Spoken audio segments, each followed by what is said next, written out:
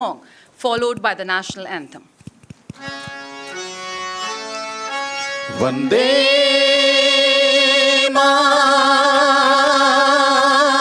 Mataram, Vande Mataram, Vande Mataram, Vande Mataram, Vande Mataram, Vande Mataram, Vande Mataram, Vande Mataram, Vande Mataram, Sujalam Sufalam Malayada Shitalam, Shasha Shamalam Mataram, Vande Mataram,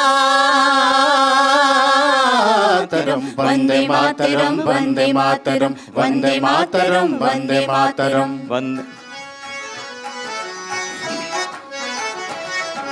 शुभ्र ज्योत्सना फुलकितयमिनीं फुल्लकुसुमिता द्रुमदल शोभिनीं सुहासिनीं सुमधुर भाषिणीं सुखदां वरदां मातरं वन्दे मातरं वन्दे मातरं वन्दे मातरं वन्दे मातरम्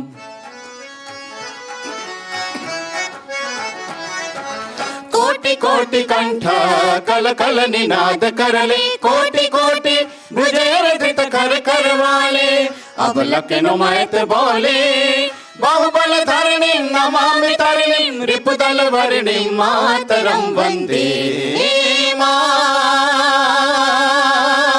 मातरं वन्दे मातरं वन्दे मातरं वन्दे मातरं वन्दे मातरं तुमी विद्या तुमी धर्मा तुमी हृदि तुमी मर्मा त्वमहि प्राण शरीरे भवते तुमी मां शक्ति हृदय तुमी मां भक्ति तुम्हारी प्रतिमा गढ़ी मंदिरे मंदिरे वंदे मातरम वंदे मातरम वंदे मातरम वंदे मातरम वंदे मातरम त्वं हि दुर्गा दश प्रहरण धारिणी कमला कमल दल विहारिणी वाणी विद्यादायिनी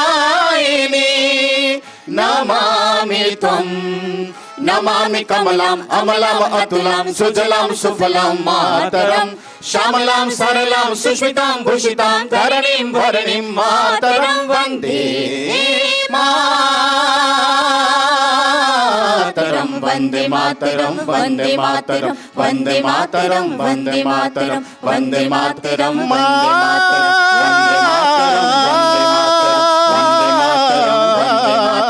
वन्दे मातरं वन्दे मातरं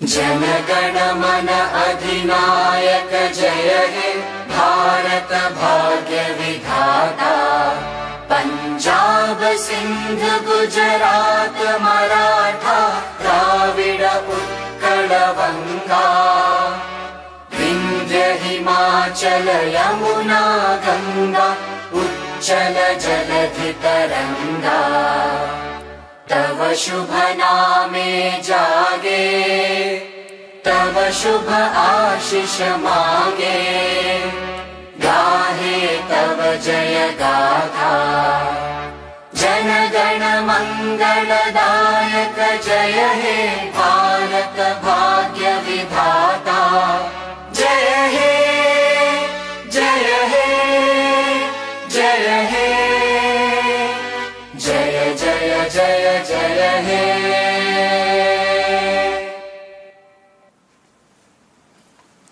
Thank you. Please be seated. Vanakkam, Varaver, Kerom, Namaskar. आदरणीय अतिथिगण, विद्वान जनों, देवियों और सज्जनों, आज केवल पुस्तकों का लोकार्पण का अवसर नहीं है, ये भारतीय ज्ञान परंपरा, तमिल विद्वानता, स्थापत्य, वैभव और सांस्कृतिक निरंतरता का उत्सव है. Today's ceremony is not merely a book release, but to celebrate centuries of scholarship, devotion, architecture, and literary brilliance that continue to shape India's civilizational narrative. The Ministry of Information and Broadcasting, Government of India, through its Publications Division, presents a distinguished collection of works that illuminate Tamil heritage, philosophy, literature, architecture and civilisational thought. सदियों से दक्षिण भारत की भूमि ने ऐसे मनीषियों को जन्म दिया है जिनकी साधना ने आध्यात्म, साहित्य, संगीत और दर्शन को नई दिशा दी। आज हम उसी गौरवशाली परंपरा को नमन करने के लिए यहाँ एकत्रित हुए हैं। अब स्वागत भाषण के लिए मैं आमंत्रित करती हूँ श्री भूपेंद्र कैंथोला जी को, प्रधान महानिदेशक प्रकाशन विभाग, सूचना एवं प्रसारण मंत्रालय। Sir.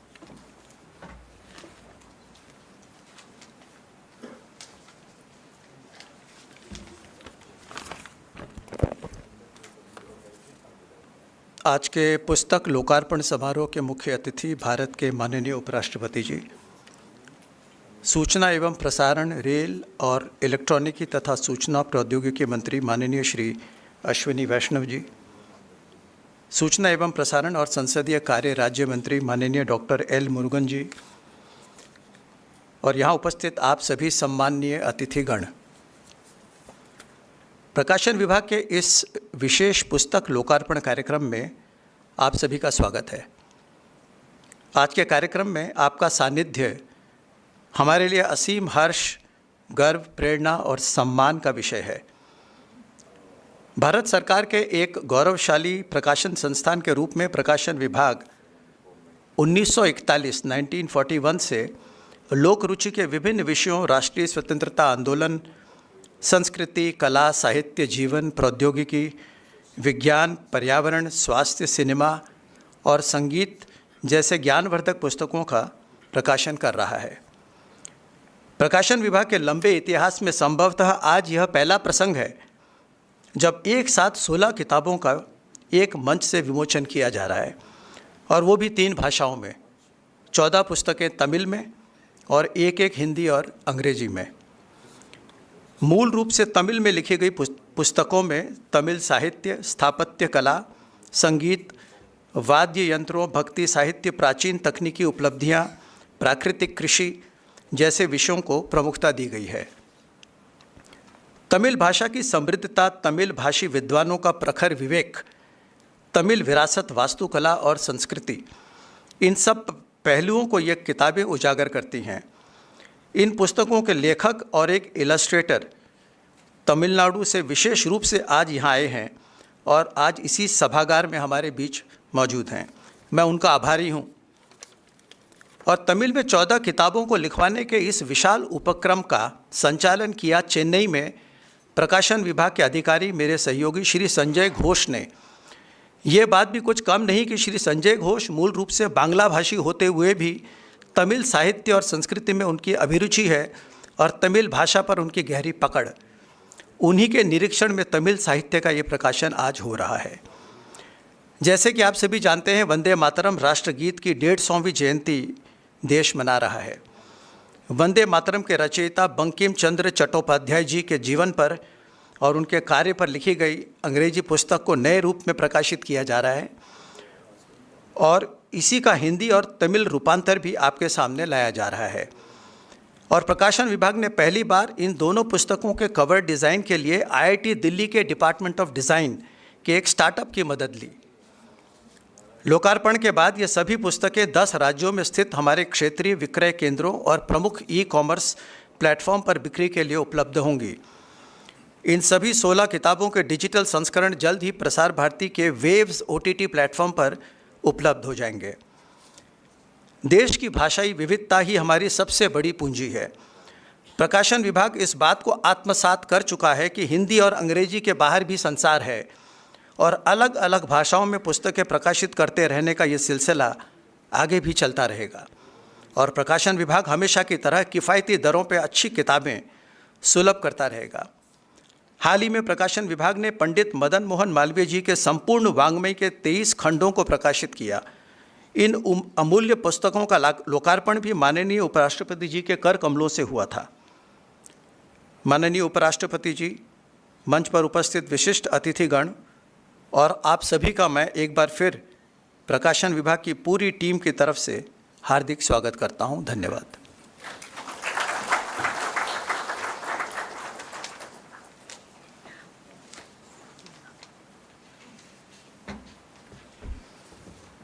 Thank you, sir, for setting the tone for this meaningful celebration of scholarship and cultural heritage. We now proceed with the felicitation of the distinguished dignitaries on the dais. निवेदन करूंगी माननीय सूचना एवं प्रसारण, रेल, इलेक्ट्रॉनिक्स एवं IT मंत्री श्री अश्विनी वैष्णव जी से कि वो शॉल और एक पौधे के साथ माननीय उपराष्ट्रपति महोदय का स्वागत करें।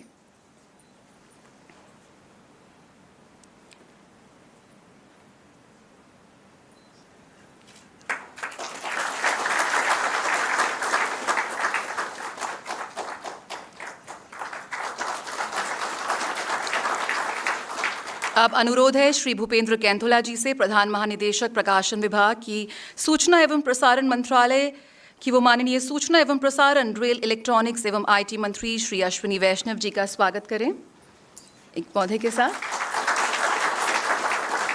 I also request Kanthola ji to please welcome Honorable Minister of State for Information and Broadcasting and Parliamentary Affairs, Dr. L. Murugan ji, with the plant.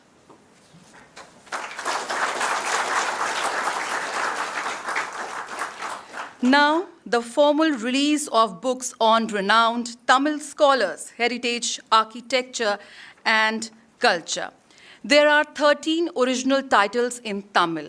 To name a few: Rameshwaram, Ramanujar, Nadukal, Mani Megakalai, and Mahavidwan Meenakshi Sundaram Pillai से लेकर भक्ति साहित्य, लोक देवताओं, प्राचीन संगीत वाद्यों, प्राकृतिक खेती और भव्य मंदिर स्थापत्य पर आधारित कृतियों तक, ये सभी प्रकाशन मिलकर तमिल सभ्यता के आध्यात्मिक और बौद्धिक परिदृश्य का व्यापक मानचित्र प्रस्तुत करते हैं।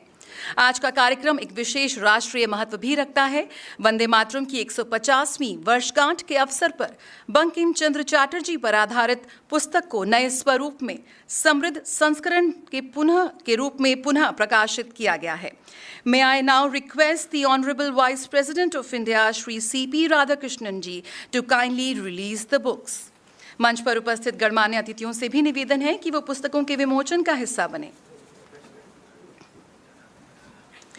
The English edition, Bankim Chandra Chatterjee, features a newly conceptualized cover and includes additional archival photographs and illustrations, enhancing both its visual and historical depth. इसके साथ ही इस पुस्तक के हिंदी और तमिल अनुवाद भी तैयार किए गए हैं, जिन्हें आज एक साथ जारी किया जा रहा है ताकि वंदे मातरम के अमर रचनाकार के जीवन और योगदान को देश के विविध भाषाई और सांस्कृतिक समुदायों तक पहुंचाया जा सके। Thank you, sir. Also, I warmly welcome the writers who have come specially from Chennai to participate in this program. Thiru Dr. R. Raman, Thiru Dr. P. Swembu, Thirumati Dr. Subulakshmi, Thiru Dr. T. Siddharthan, illustrator Thiru Loganathan, and the coordinator of the Tamil Book Project, Thiru Sanjay Ghosh, Deputy Director, Publication Division. तालियों से अभिनंदन करें हमारे इन महानुभावों का। These books reflect the depth of Tamil scholarship and India's civilizational richness. With this release, another chapter is added to India's living intellectual tradition.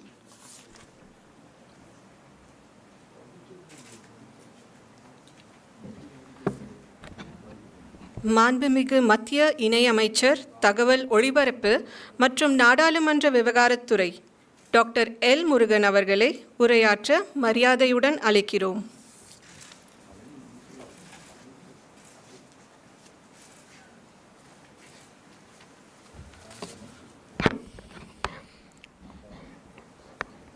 மாண்புமிகு துணை ஜனாதிபதி, மரியாதைக்குரிய திரு சிபி ராதாகிருஷ்ணன்ஜி அவர்களே, மாண்புமிகு மத்திய அமைச்சர் மரியாதைக்குரிய ஸ்ரீ அஸ்வினி வைஷ்ணவ்ஜி அவர்களே, மற்றும் இந்த நிகழ்ச்சியில் பங்கு பெற்றிருக்கின்ற சகோதர சகோதரிகளே, இந்த நிகழ்ச்சியின் கதாநாயகர்களாக இங்கு வருகை தந்திருக்கின்ற டாக்டர் வேதாச்சலம் அவர்களே, ப்ரொஃபஸர் ராமகுருநாதன் அவர்களை, ஆர் பூங்குன்றன் அவர்களை, ப்ரொஃபஸர் கே ராஜன் அவர்களை, doctor Gnanasundaram, doctor R Raman, doctor S Subbulakshmi, doctor G Sasikala, doctor Kuppusamy மற்றும் டாக்டர் வேதாச்சலம், டாக்டர் சுயம்பு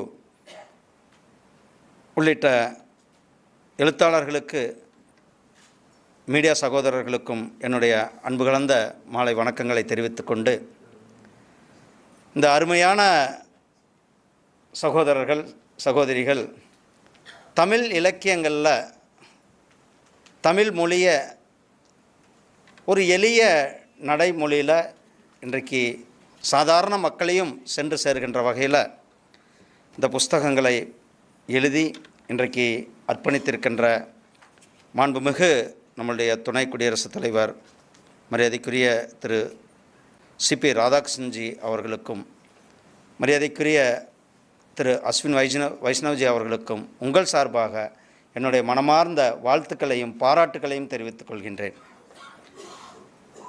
ஒரு தமிழ் இலக்கியங்களை அதுவும் துணை ஜனாதிபதி மாளிகையில் வச்சு வெளியிடுவது என்பது நமக்கு எப்படி ஒரு மிகவும் பெருமைக்குரிய விஷயம். இந்த இலக்கியங்களில் தலைவர்கள் பல்வேறு, அது கோயில்களினுடைய வரலாறாகட்டும், அல்லது கட்டடக்கலையாகட்டும், அல்லது மதங்களை ரிலீஜியஸ் தாட் ஆகட்டும், அல்லது நம்மளுடைய ஆன்சியன்ட் வரலாறு, முந்தைய வரலாறாகட்டும், அகழ்வாய்வு, விவசாயம் மற்றும் நம்மளுடைய இசை, நம்மளுடைய கலாச்சாரம், நம்மளுடைய பண்பாடை போற்றுகின்ற விதமான புஸ்தகங்களை நாம் இன்றைக்கு இங்கே வெளியிட்டிருக்கிறோம்.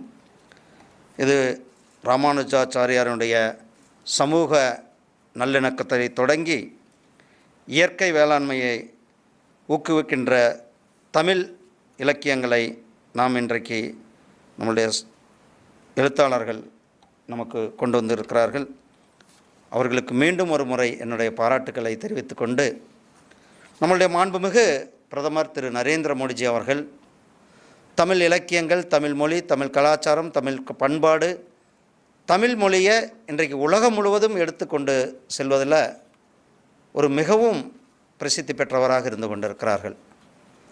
அவர் எங்கு சென்றாலும் கூட தமிழ் மொழி, தமிழ்தான் உலகத்தில் மிகவும் தொன்மையான மொழி என்று தமிழ் மொழிக்கு ஒரு பெருமை சேர்த்து கொண்டு இருப்பதோடு, திருவள்ளுவருக்கு கலாச்சார மையங்கள் கிட்டத்தட்ட உலக நாடுகளில் அனைத்து நாடுகள்லையுமே கூட நம்மளுடைய கலாச்சார மையங்களை திருவள்ளுவர் பெயரில் தொடங்கி திருவள்ளுவருக்கு ஒரு மரியாதை சேர்த்து கொண்டிருக்கிறது நம்மளுடைய அரசாங்கம், நம்மளுடைய பிரதமர் திரு நரேந்திர மோடிஜி அவர்கள். ஜாஃப்னாவில் கிட்டத்தட்ட இந்தியாவினுடைய மதிப்பில் 110 கோடி ரூபாய் செலவில் அந்த கலாச்சார மையம் இந்திய அரசாங்கத்தால் கட்டி கொடுக்கப்பட்டது. அதற்கு திருவள்ளுவர் கலாச்சார மையம் என்ற பெயர் சூட்டியார். இப்போ மலேசியாவுக்கு சென்றிருந்தாங்க, மலேசியாவில் கலாச்சார மையம், அமெரிக்காவில் கலாச்சார மையம், ஐரோப்பிய நாடுகளில் கலாச்சார மையம், இப்படி அனைத்து பகுதிகளிலும் கூட திருவள்ளுவருக்கு கலாச்சார மையங்களை அமைத்திருக்கிறார். அது மட்டுமல்ல, அவர் எந்த ஒரு நிகழ்ச்சியிலும் கூட திருக்குறளை கோடிட்டு காட்டுவது நமக்கெல்லாம் ஒரு மிகப்பெரிய ஒரு பெருமை. 3000 ஆண்டுகளுக்கு முன்னால் நமக்கு தமிழ் இலக்கியங்கள் கொடுத்த ஒரு மிகப்பெரிய கொடை திருக்குறள். அப்படிப்பட்ட திருக்குறளை கிட்டத்தட்ட 35க்கும் மேற்பட்ட மொழிகளில், உலக மொழிகளில் மொழிபெயர்க்கப்பட்டு அது உலக நாடுகளில் இன்றைக்கு கொடுக்கப்பட்டிருக்கிறது என்பது தமிழ் மொழிக்கு மேலும் ஒரு புகழாரத்தை நம்முடைய பிரதமர் அவர்கள் சூட்டியிருக்கிறார்கள். அது மட்டுமல்ல, ஒரே பாரதம் உன்னத பாரதம், ஏக் பாரத் சேஷ்ட பாரத்தின் கீழே தமிழ் மொழிக்கும் தமிழ் நாட்டிற்கும் காசிக்கும் உள்ள தொடர்பை உறுதிப்படுத்தும் விதமாக காசி தமிழ் சங்கமம் ஒவ்வொரு வருடம், இதோட 4 முறை காசி தமிழ் சங்கம் நடந்திருக்கிறது.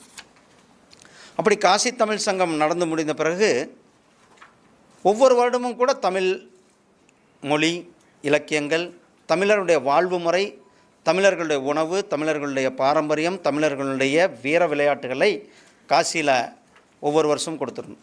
இந்த முறை காசியிலிருந்து ராமேஸ்வரத்திற்கு, அங்கிருந்து யூபியிலேருந்து வாரணாசியிலேருந்து வர வச்சிடணும். தமிழ்நாட்டிலிருந்து கிட்டத்தட்ட 30க்கும் மேற்பட்ட ஆசிரியர்கள் வாரணாசிக்கு சென்று டீச்சர்ஸ் அவங்க போய் அவங்களுக்கு தமிழ் மொழியை கற்றுக் கொடுக்குறாங்க. இன்றைக்கு உத்தரப்பிரதேச அரசாங்கம் பள்ளிகளில் தமிழ் மொழியை ஊக்குவிக்கின்ற ஒரு அரசாங்கமாக அங்கு தமிழ் மொழியை கற்றுக் கொடுத்து கொண்டிருக்கிறார்கள். கிட்டத்தட்ட 300 மாணவர்கள் அங்கிருந்து ராமேஸ்வரம் வந்து தமிழ் மொழியை அவங்க படிச்சுட்டு போயிருக்கிறாங்க. அப்போ தமிழ் இன்றைக்கு புதிய தேசிய கல்விக் கொள்கை கொண்டு வந்த பிறகு ஆரம்ப கல்வியில் தாய்மொழியை கொண்டு வரணும் அப்படின்றது. அது இல்லாமல் 3 மொழிகள் அப்படி ஒரு மொழியை உத்தரப்பிரதேசம் அரசாங்கம் தமிழுக்கு ஒரு மிகப்பெரிய ஒரு பெருமை சேர்த்துருக்குன்னா, தமிழ் மொழியினுடைய அந்த தொன்மை, தமிழ் மொழியினுடைய ஆதாரம், அந்த ஆழ்மை எந்த அளவுக்கு ரூட்டில் வந்திருக்கிறது என்பதை நமக்கு காட்டுகிறது. தமிழ் மொழி மேலே மட்டுமல்ல, தமிழ் மக்கள் மேலேயும் அதீத பக்தி வைத்திருக்கிறவர் நம்மளுடைய பிரதமர் திரு நரேந்திர மோடிஜி அவர்கள். அதனால தான் நேற்றைக்கு கூட தமிழ்நாட்டுக்கு வந்து கிட்டத்தட்ட 5000 கோடி ரூபாய் அளவுக்கு தமிழ்நாட்டினுடைய வளர்ச்சி திட்டங்களுக்கு நிதியை கொடுத்துட்டு வந்திருக்கிறார். இங்கே நம்மளுடைய மரியாதைக்குரிய நம்மளுடைய ரயில்வே அமைச்சர் அவர்கள் இருந்து கொண்டிருக்கிறார்கள். 2014க்கு முன்னாடி ரயில்வேக்கு வெறும் 800 கோடி ரூபாய் தான் ஒதுக்குனாங்க. அதாவது 2004லேருந்து 2009லேருந்து 14 வரலும் ஒதுக்கப்பட்ட நிதி வெறும் 800 கோடி ரூபாய். ஆனால் இவர் வந்து போன வருஷம் மட்டும் 8000 கோடி ரூபாய், இந்த வருஷமும் 8000 கோடி ரூபாய். அப்போது 800 கோடி எங்கே இருக்கிறது, 8000 கோடி எங்கே இருக்கிறது?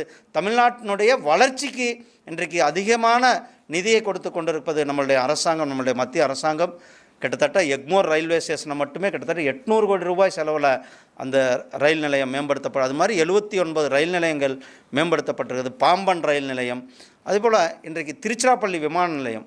நம்மளுடைய மாண்புமிகு பிரதமர் திரு நரேந்திர மோடிஜி அவர்கள் நம்மளுடைய ஸ்ரீரங்கம் கோபுரத்தினுடைய முகப்பை வச்சு அங்கே போனீங்கன்னா நம்மளுடைய தஞ்சாவூர் பெயிண்டிங், நம்மளுடைய தஞ்சாவூர்னால் நம்மளுக்கு எல்லோரும் தெரியும், நம்மளுடைய தஞ்சாவூரினுடைய புகைப்பட கலைஞர்கள் வரைகின்ற அந்த பெயிண்டிங் வந்து உலகம் முழுவதும் பிரசித்தி பெற்றது. அந்த பெயிண்டிங் அங்கு காட்சிப்படுத்தப்பட்டிருக்கிறது. திருச்சிராப்பள்ளி விமான நிலையத்துக்கு போகும்போதே உங்களுக்கு தெரியும், ஒரு தமிழ்நாட்டினுடைய தொன்மையை, தமிழ்நாட்டினுடைய பாரம்பரியத்தை ஒரு சாதாரண பயணிகளுக்கு எடுத்து செல்லும் விதமாக அந்த விமான நிலையமானது வடிவமைக்கப்பட்டு நமக்கு நாட்டுக்கு கொடுத்திருக்கிறார்கள். அது மட்டுமல்ல, இன்றைக்கு தமிழ்நாட்டினுடைய வளர்ச்சியை, அது விமான நிலையங்களாகட்டும், ரயில்வேக்களாகட்டும், தேசிய ஹைவேக்களாகட்டும், அல்ல சாதாரண மனிதன் விவசாயிகளை மேம்படுத்துவதாகட்டும், அடித்தட்டு மக்களை மேம்படுத்துவதாகட்டும், முத்ரா லோன் கொடுப்பதாகட்டும், அனைத்திலும் கூட இன்றைக்கு தமிழ்நாடு தான் நம்பர் 1 மாநிலமாக இருந்து கொண்டிருக்கிறது. நம்மளுடைய பிரதமர் தமிழ்நாட்டின் மேலே எப்பொழுதுமே அதிகமான கவனத்தை கொடுத்து தமிழ்நாட்டுக்கு, தமிழ் மொழிக்கு, தமிழ் பாரம்பரியத்திற்கு, தமிழ் கலாச்சாரத்திற்கும் அதிக முக்கியத்துவம் கொடுத்து தமிழ்நாட்டை வளர்ச்சி பாதையில் கொண்டு சென்றிருக்கிறார். நேற்றைக்கு கூட அந்த 5000 கோடி ரூபாய் நிதியில் கிட்டத்தட்ட 3 அகில இந்திய வானொலி நிலையங்களையும் கூட திறந்து வச்சிருக்கிறார். கும்பகோணம், ஏற்காடு, வேலூரில். அதே போல் 8 ரயில் நிலையங்கள், சென்னை எக்மோர்லேருந்து பீச்சுக்கான 4வது வழித்தடத்தை நேற்றைக்கு நம்மளுடைய மாண்புமிகு பிரதமர் அவர்கள் தொடங்கி வைத்திருக்கிறார்கள். பிரதமருடைய வருகை கிட்டத்தட்ட இந்த 12 வருடங்களில் மட்டுமே கிட்டத்தட்ட 13 லட்சம் கோடி ரூபாய்க்கு மேலே தமிழ்நாட்டினுடைய வளர்ச்சிக்காக, தமிழ்நாட்டினுடைய டெவலப்மெண்ட்டுக்காக நம்மளுடைய பிரதமர் திரு நரேந்திர மோடிஜி அவர்கள் கொடுத்திருக்கிறார்கள். தமிழ்நாட்டினுடைய புகழ், தமிழ் மொழியினுடைய புகழ், இந்த பட்ஜெட்டில் கூட கடந்த பட்ஜெட்டில் தமிழ்நாட்டிலிருந்து, சென்னையிலேருந்து பெங்களூருக்கு, சென்னையிலேருந்து ஹைதராபாத்துக்கு புல்லட் ட்ரெயின் எவ்வளோ ஒரு பெரிய அற்புதமான செயல் நமக்கு கொடுத்துருக்குறாங்க. அதே மாதிரி பொதிகை மலையை மேம்படுத்துவது, அதே மாதிரி நம்மளுடைய அதிச்சநல்லூரை அங்கே இருக்கிற அகழ்வாய்வு பணிகளை துரிதப்படுத்துவது, இதையெல்லாம் கூட நம்மளுடைய அரசாங்கம், நம்மளுடைய மாண்புமிகு பிரதமர் திரு நரேந்திர மோடிஜி அவர்கள் ஒரே நேரத்தில் தமிழ் மொழிக்கும் மேலே கொண்டு வந்துகிட்ருக்காங்க, அதே மாதிரி தமிழ் நாட்டையும் மேலே கொண்டு வந்துகிட்ருக்குறாங்க. அதிகமான நிதி தமிழ்நாட்டிற்கு கொடுக்கப்பட்டு தமிழ்நாட்டினுடைய வளர்ச்சிகளுக்கு கொடுக்கப்பட்டிருக்கிறது.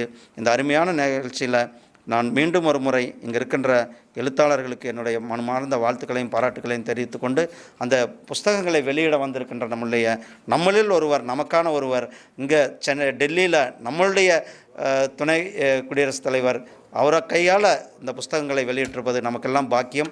இந்த அருமையான நிகழ்ச்சியில் கலந்து கொண்டு வாய்ப்பளித்த உங்கள் அனைவருக்கும் என்னுடைய மனமார்ந்த வாழ்த்துக்களையும் பாராட்டுகளையும் தெரிவித்துக் கொண்டு விடைபெறுகிறேன். நன்றி, வணக்கம், ஜெய்ஹிந்த், ஜெய் பாரத்.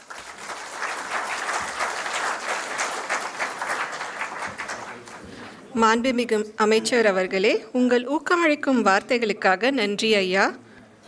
अब मैं माननीय मंत्री सूचना एवं प्रसारण, रेल तथा इलेक्ट्रॉनिक्स एवं आईटी श्री अश्विनी वैष्णव जी से अनुरोध करती हूँ कि वे अपना मार्गदर्शन प्रदान करें।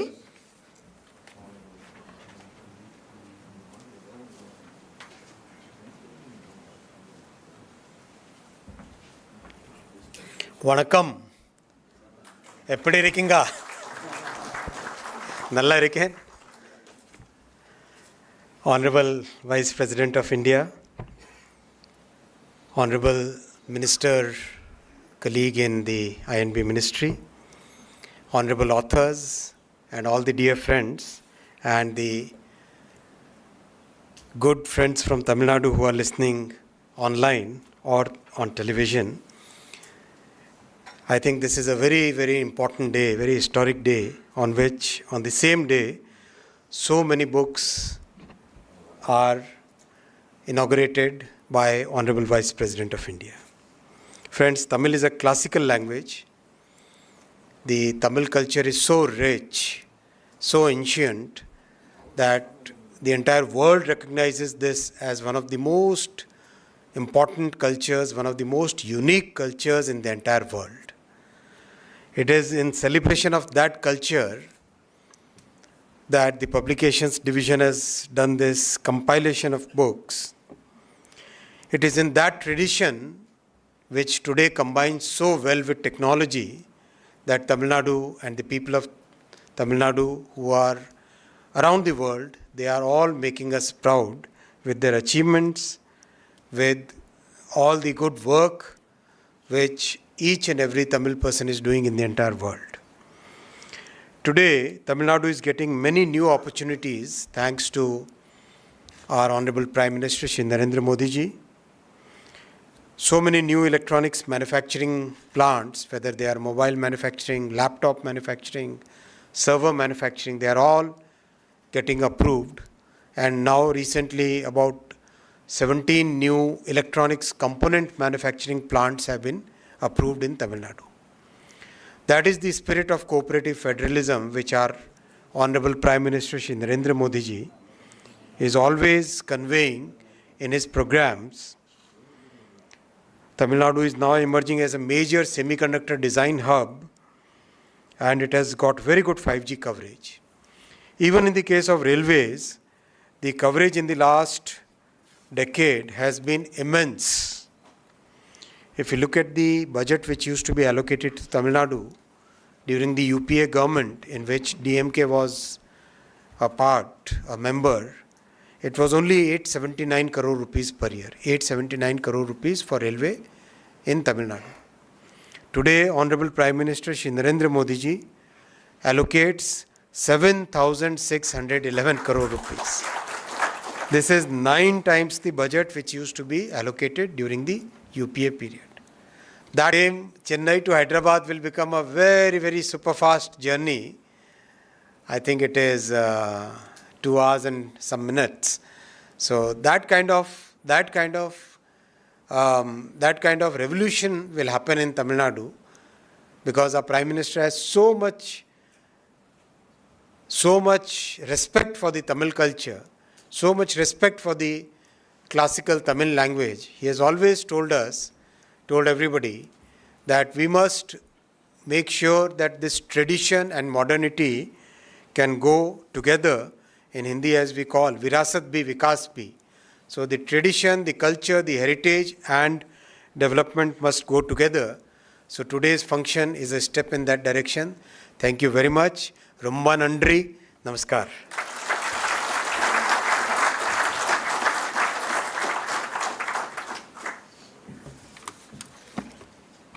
Thank you, Honorable Minister, sir, for enlightening us with your words. மாண்புமிகு இந்திய துணை குடியரசுத் தலைவர் திரு சிபி ராதாகிருஷ்ணன் அவர்களை உரை நிகழ்த்த மரியாதையுடன் அழைக்கிறோம். It is my singular privilege and honor to invite Honorable Vice President of India, Shri C.P. Radhakrishnan ji, to kindly address the gathering. தாயின் அன்பாய், தந்தையின் அறிவாய், குருவின் ஒளியாய், தாயாய், தந்தையாய், குருவாய், தெய்வமாய், அனுதினமும் நாம் வழிபடுகின்ற சர்வ சக்தியையும் தன்னகத்தை கொண்டிருக்கின்ற புனித பாரத அன்னையின் பொற்பாதங்களை முதற்கண் பணிந்து வணங்கி,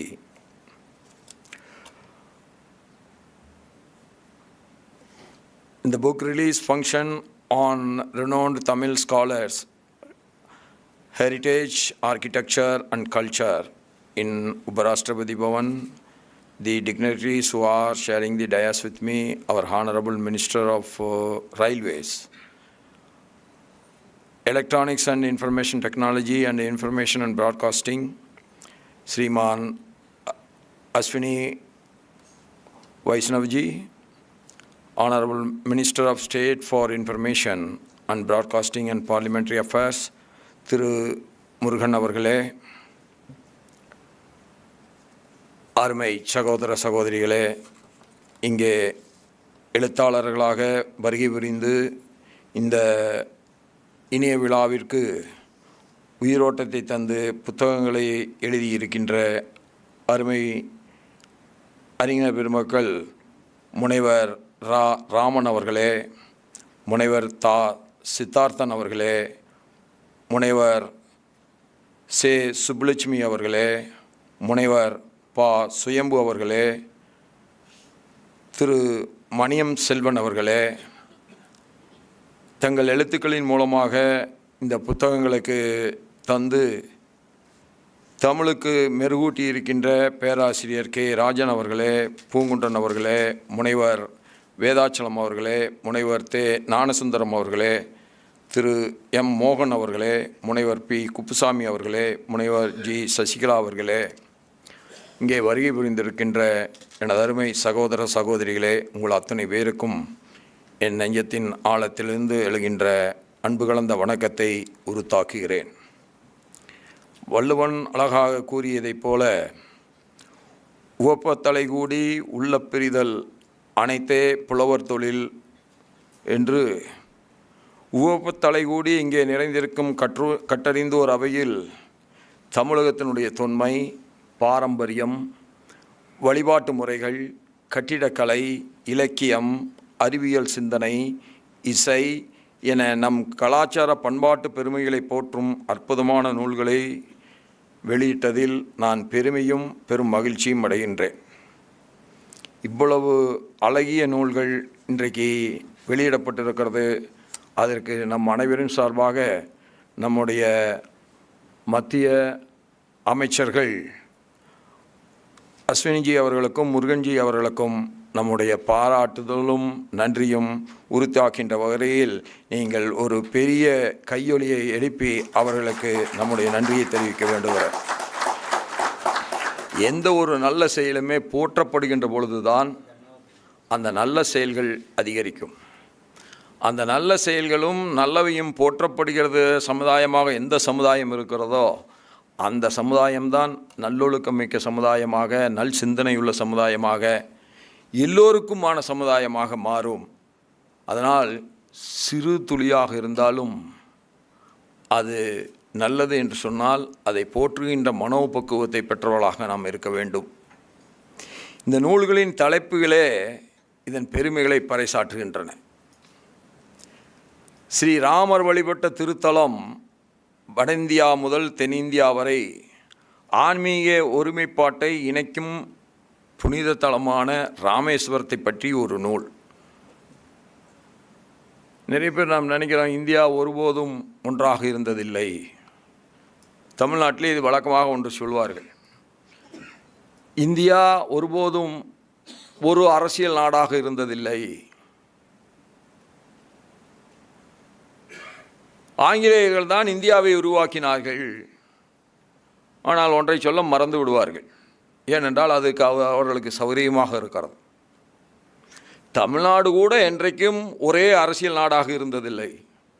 அது சேர நாடென்றும் சோழ நாடென்றும் பாண்டிய நாடென்றும் தொண்டை நாடென்றும் சேர நாட்டிலே கூட கொங்கு நாடு என்றும், ஏன் அந்த கொங்கு நாடு கூட ஒரே நாடாக இருந்ததில்லை, அது 24 நாடுகளாகத்தான் இருந்திருக்கிறது.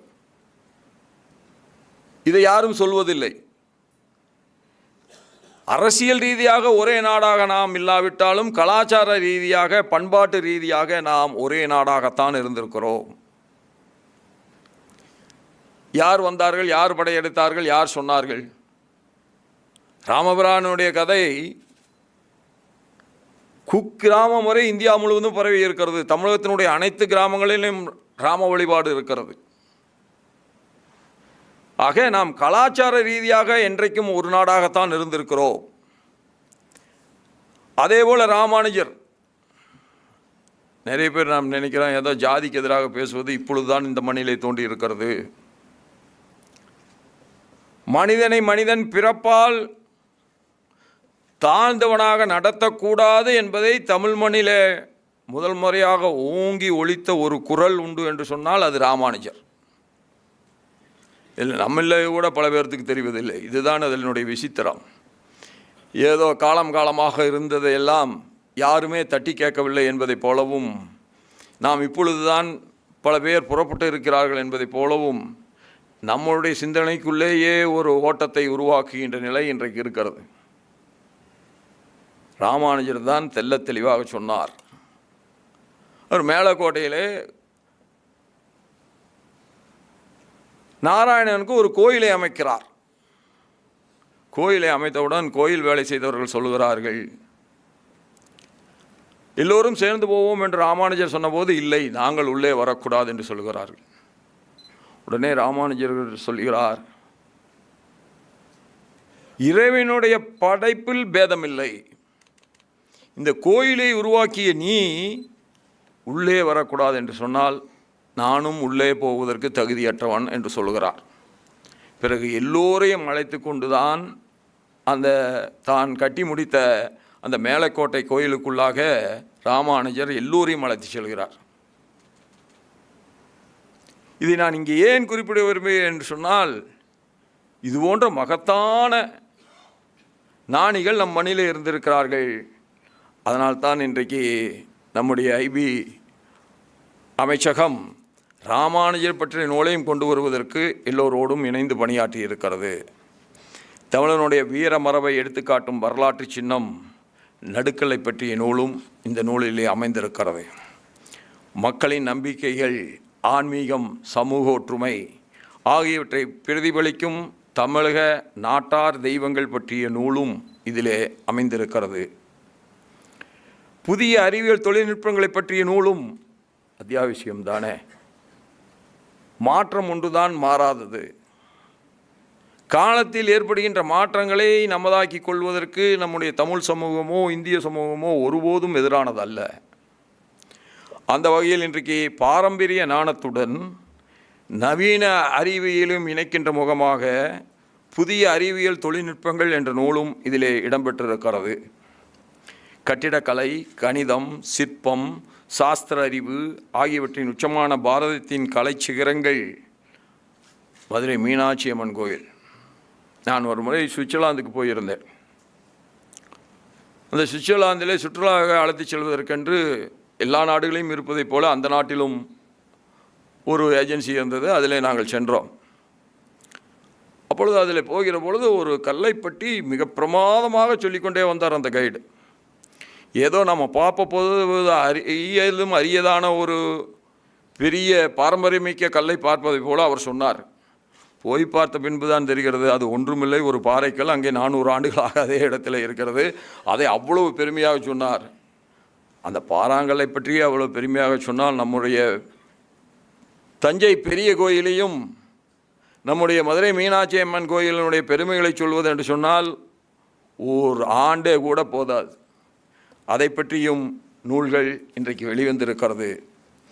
தமிழின் இலக்கிய செறிவு, தத்துவ ஆழம், சமூக சிந்தனை ஆகியவற்றின் அடையாளம் மணிமேகலை அண்டு மகாவித்வான் மீனாட்சி சுந்தரம் பிள்ளையை பற்றிய நூல்களும் இன்றைக்கு வெளியே வந்திருக்கிறது.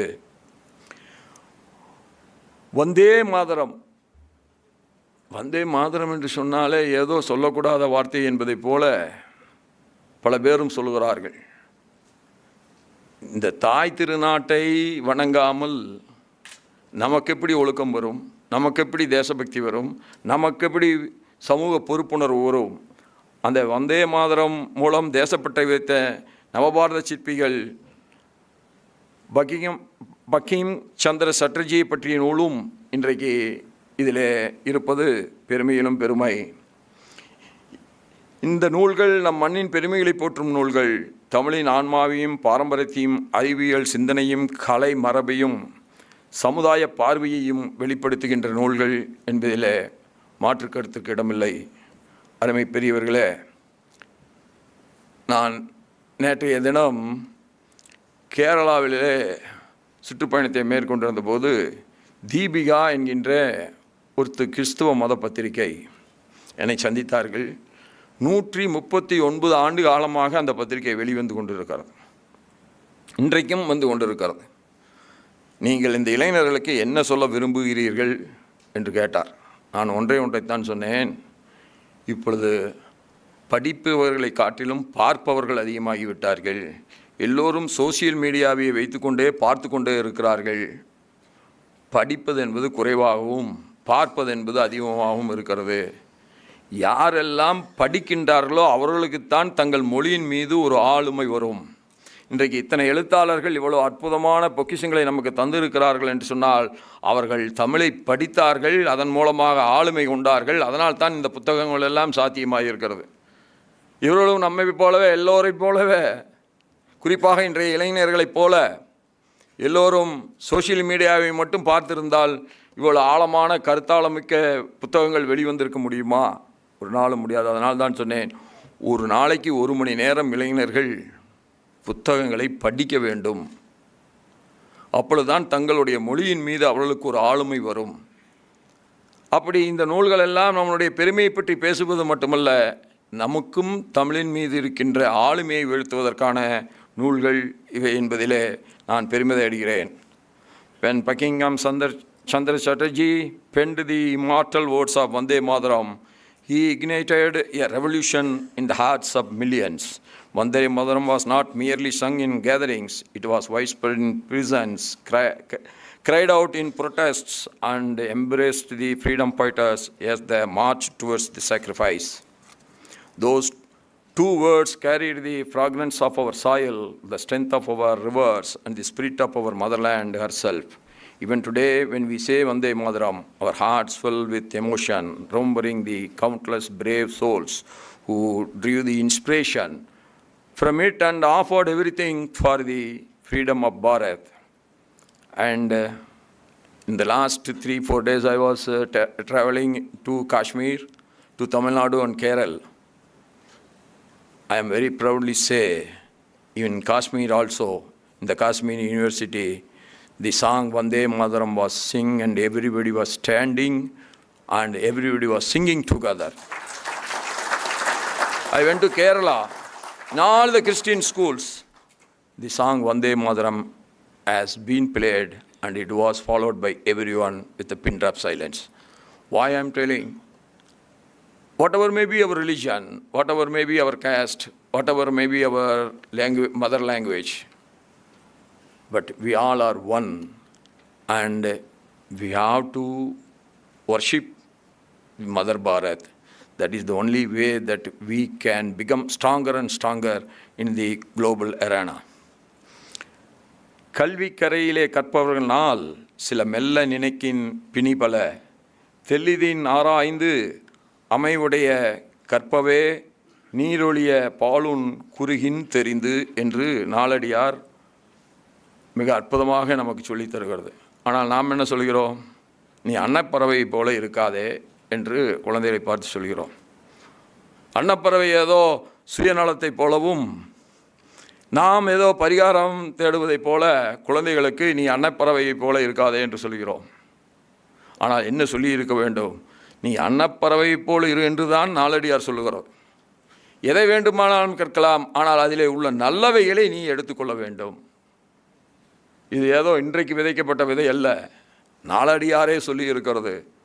ஆக யாரிடமிருந்தும் எந்த கருத்து வந்தாலும் அந்த கருத்தை நீ பகுத்துண்டு உன்னுடைய அறிவுக்கு எது சரி என்று படுகிறதோ அதை எடுத்துக்கொள் என்பது புதிய பகுத்தறிவல்ல, நாலடியார் சொன்ன பகுத்தறிவு தான். நாம் என்ன செய்ய வேண்டும்? யார் நீரையும் பாலையும் கலந்து வைத்தார்களோ அவர்களை கோபித்துக் கொள்வதை விட அதை பிரித்துணர்ந்து எடுத்துக்கொள்கின்ற தகுதிப்படுத்த அன்னப்பறவையை நாம் கோபித்துக் கொள்கிறோம் என்று சொன்னால் அது நம்முடைய சிந்தனையிலே இருக்கிற ஒரு நிலையற்ற தன்மையை தான் காட்டுகிறதே தவிர நம்மை நாம் மேம்படுத்தி கொள்ள வேண்டும் என்று சொன்னால் நல்லவனவற்றை நமதாக்கி கொள்ள வேண்டும், தீயனவற்றை நாம் விட்டொழிக்க வேண்டும். அதுதான் அன்னப்பறவையினுடைய உயர்ந்த குணம். தமிழ் உலகின் தொன்மையான செம்மொழிகளில் ஒன்றாகும்.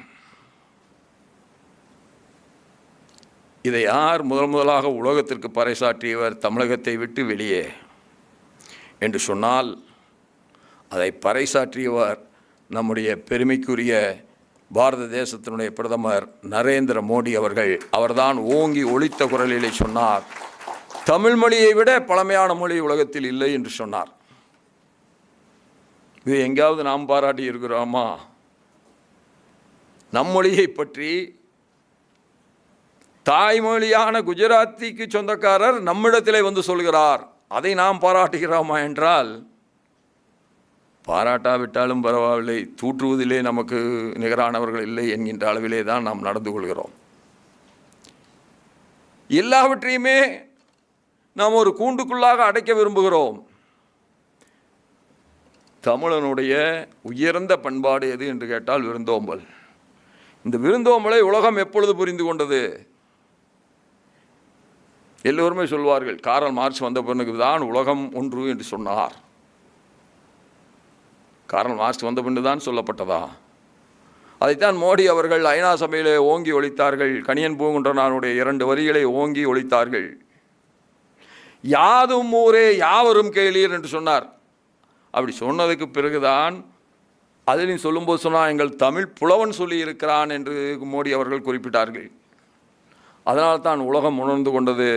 காரல் மார்க்ஸுக்கு முன்னாலே ஒரு அறிஞன் சொல்லியிருக்கிறான், உலகம் ஒன்றே, எல்லோரும் சொந்தக்காரர்கள், எல்லோரும் உறவினர்கள் என்று சொன்னான். இதெல்லாம் நாம் நம்மை பற்றி பேசுவதை காட்டிலும் நம்மை பற்றி எல்லோரும் பேசினால்தான் நமக்கு பெருமை.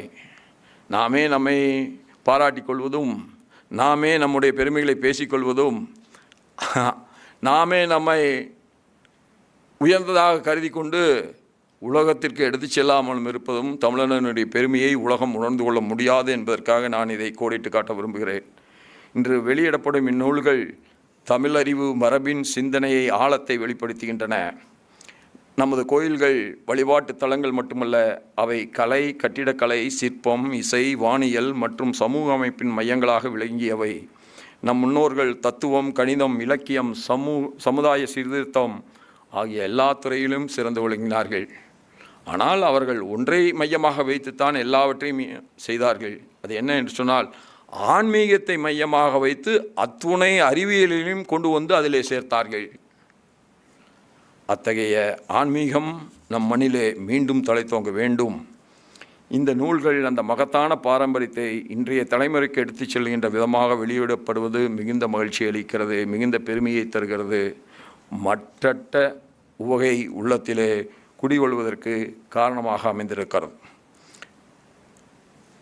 நம் நாட்டிலே பல மொழிகளை பேசுகிறோம். என்னிடத்தில் வருகின்ற பல விதமான பல்வேறு நாட்டினுடைய அதிபர்கள் என்னிடத்திலே கேட்பார்கள், பிரைம் மினிஸ்டர்கள் கேட்பார்கள், இளவரசர்கள் கேட்பார்கள், பெல்ஜியம் என்பது சின்னஞ்சிறிய நாடு, அதில் நாங்கள் 3 மொழி பேசுகிறோம், ஆனால் எப்பொழுதும் பெல்ஜியத்தை 3ஆக பிரிக்க வேண்டும் என்கின்ற உணர்வு தான் அதிகமாக இருக்கிறது. அது எப்படி இந்தியா ஒற்றுமையாக இருக்கின்றீர்கள், இவ்வளவு மொழிகள் பேசுகிறார்கள், எப்படி உங்களால் ஒன்றாக இருக்க முடிகிறது என்று கேட்பார்கள். நான் அவர்களிடத்தில் எல்லாம் சொல்வேன், we speak different languages but we follow one single dharma, that is why India is always one and it will be one forever என்று சொல்வேன். தர்மம் எல்லோருக்கும் பொதுவானது, அது இந்தி பேசுகிறவராக இருந்தாலும், குஜராத்தி பேசுகிறவராக இருந்தாலும், பெங்காலி பேசுகிறவராக இருந்தாலும், அசாமி பேசுகிறவராக இருந்தாலும், காஷ்மீரி பேசுகிறவராக இருந்தாலும், மலையாளம் பேசுகிறவராக இருந்தாலும், தமிழ் பேசுகிறவராக இருந்தாலும், மராட்டியம் பேசுகிறவராக இருந்தாலும், நமக்கு இருக்கின்ற தர்மம் ஒன்றுதான். அதனால்தான் பாரதி அவனைப் போல ஒரு சிறந்த தேசபக்த கவியை நாம் இன்னும் காண முடியுமா என்று தெரியவில்லை. செப்புமொழி 18 உடையாள் எனின் சிந்தனை ஒன்றுடையாள் என்று சொன்னான். அப்படி எல்லா மொழிகளுக்கும் அடிப்படையாக நம்முடைய தர்மம் இருக்கின்ற காரணத்தால் தான் நாம் இத்தகைய வளர்ச்சியை பெற்றிருக்கிறோம். இது நம்முடைய தேசத்தை ஒருமுகமாக இணைக்கிறது.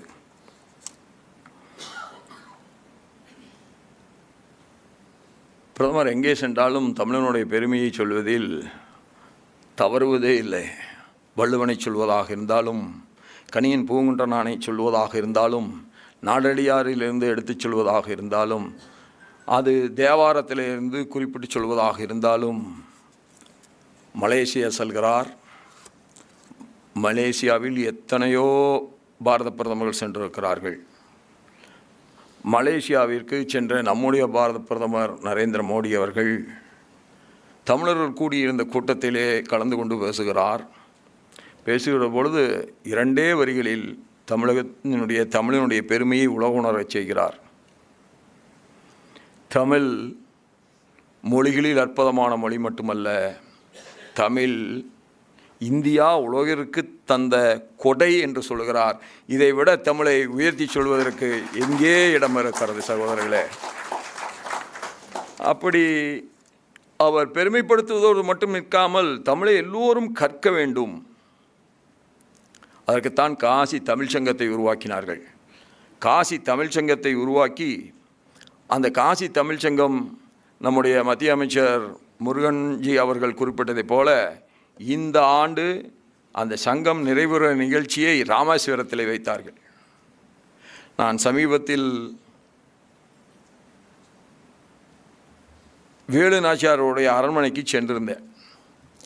அந்த அரண்மனை சிவகங்கை அரண்மனைக்கு சென்றுவிட்டு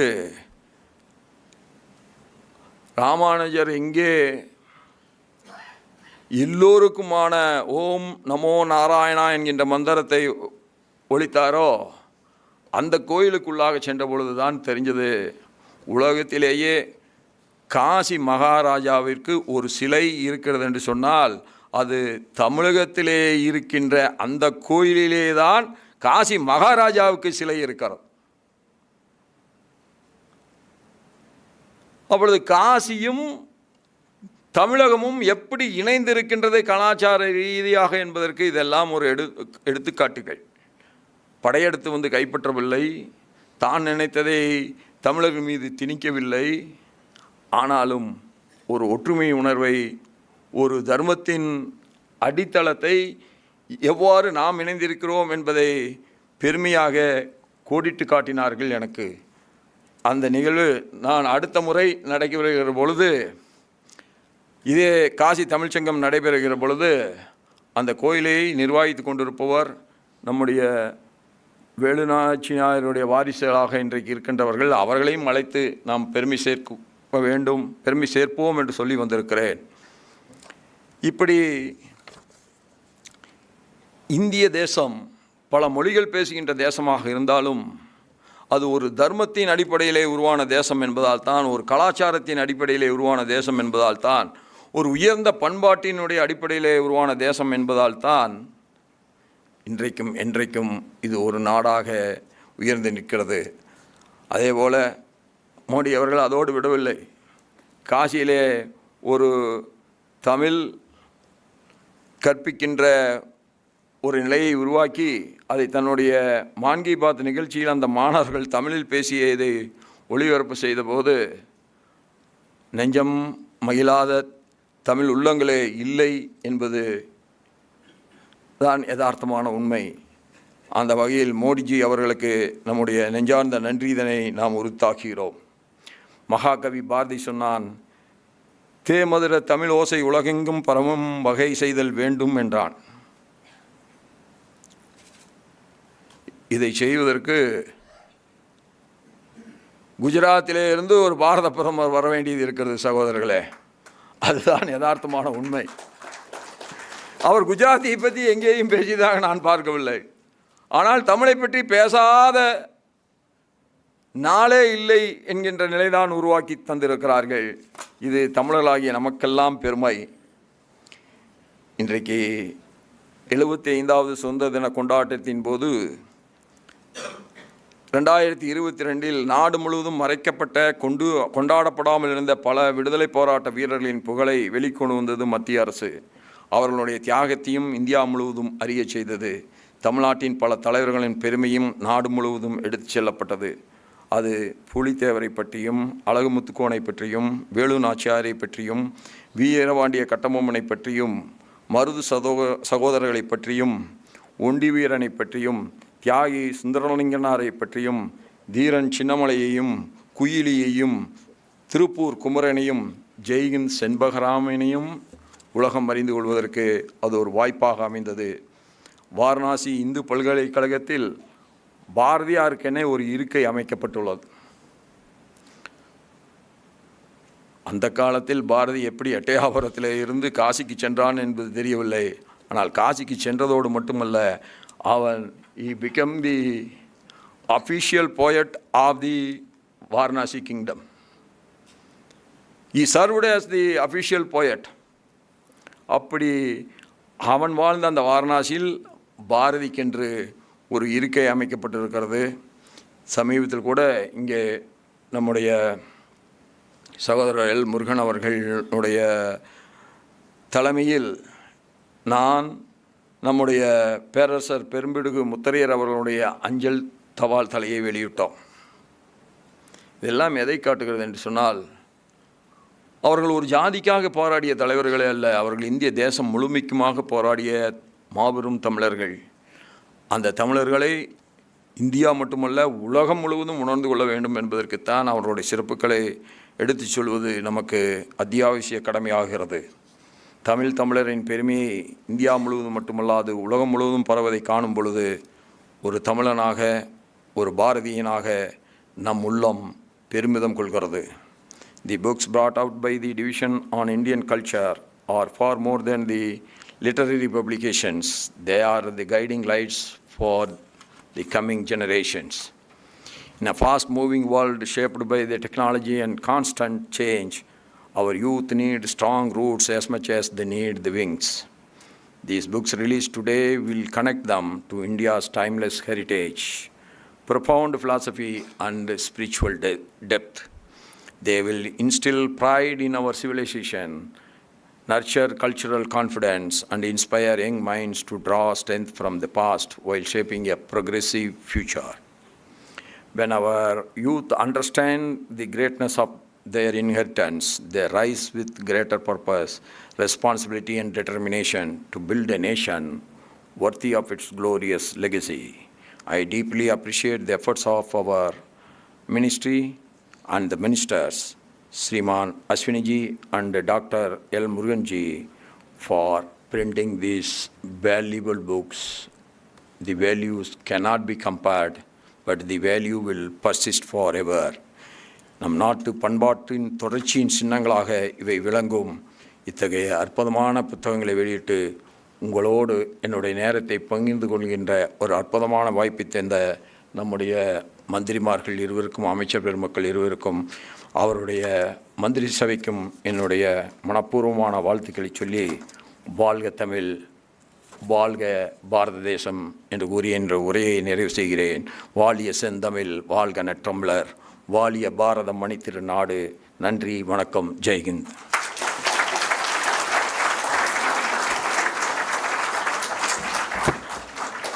Thank you, sir, for your profound and thoughtful address. Your words truly illuminate the importance of preserving and promoting India's classical knowledge traditions. ये पुस्तकें केवल ग्रंथ नहीं हैं, ये प्रदेशों के बीच सेतु हैं, पीढ़ियों के बीच संवाद हैं और अतीत तथा वर्तमान के बीच एक जीवंत संबंध है. माननीय उपराष्ट्रपति महोदय की गरिमामय उपस्थिति में ये संध्या ज्ञान, परंपरा और राष्ट्र की अमरवाणी को समर्पित एक यादगार क्षण बन जाती है.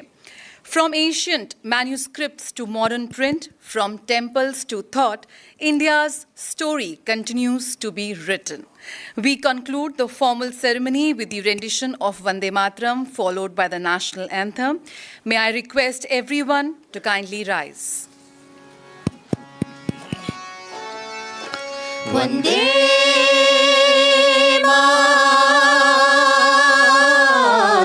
Vande Mataram, Vande Mataram, Vande Mataram, Vande Mataram, Vande Mataram, Vande Mataram, Vande Mataram, Vande Mataram, Sujalam Sufalam Malayaj Shitalam, Shasha Shamalam Mataram, Vande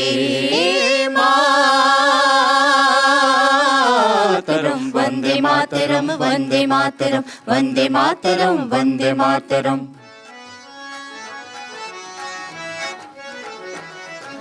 शुभ्र ज्योत्सना फुलकितयामिनीं फुल्लकुसुमिता द्रुमदल शोभिनीं सुहासिनीं सुमधुर भाषिणीं सुखदां वरदां मातरं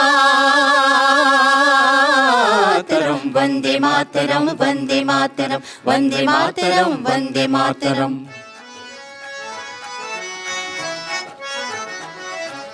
कोटि कोटि कंठ कल कल निनाद करने कोटि कोटि भुजैर्भित कर करवाले अबल कनुमत बोले बाहुबल धरणीं नमामि तरणीं रिपुदल वर्णीं मातरं वन्दे मातरं वन्दे मातरं वन्दे मातरं वन्दे मातरं वन्दे मातरं तुमि विद्या तुमि धर्म तुमि हृदि तुमि मर्मा त्वमहि प्राण शरीरे बहुते तुमि मां शक्ति हृदये तुमि मां भक्ति तुम्हारी प्रतिमा गढ़ी मंदिरे मंदिरे वंदे मातरम वंदे मातरम वंदे मातरम वंदे मातरम वंदे मातरम त्वमहि दुर्गा दश प्रहरण धारिणी कमला कमल दल विहारिणी वाणी विद्यादायिनी नमामि त्वं नमामि कमलम् अमलम् अतुलं सुजलं सुफलं मातरं श्यामलां सरलां सुष्मितां भूषितां धरणीं भरणीं मातरं वन्दे मातरं वन्दे मातरं वन्दे मातरं वन्दे मातरं वन्दे मातरं वन्दे मातरं वन्दे मातरं वन्दे मातरं वन्दे मातरं वन्दे मातरं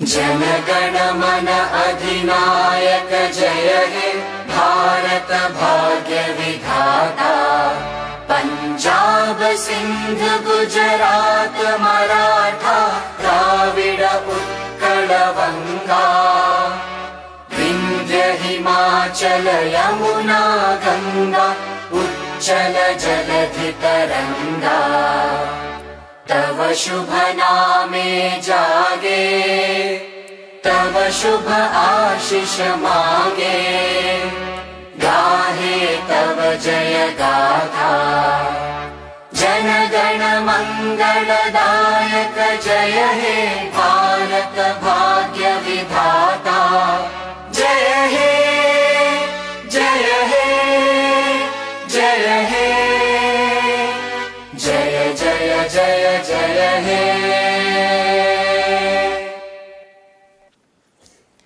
Thank you, everyone. We conclude the book launch function. Please remain where you are for the departure of the Honorable Vice President and our dignitaries. As the Honorable Vice President departs, may we once again express our gratitude for his gracious presence. I request everyone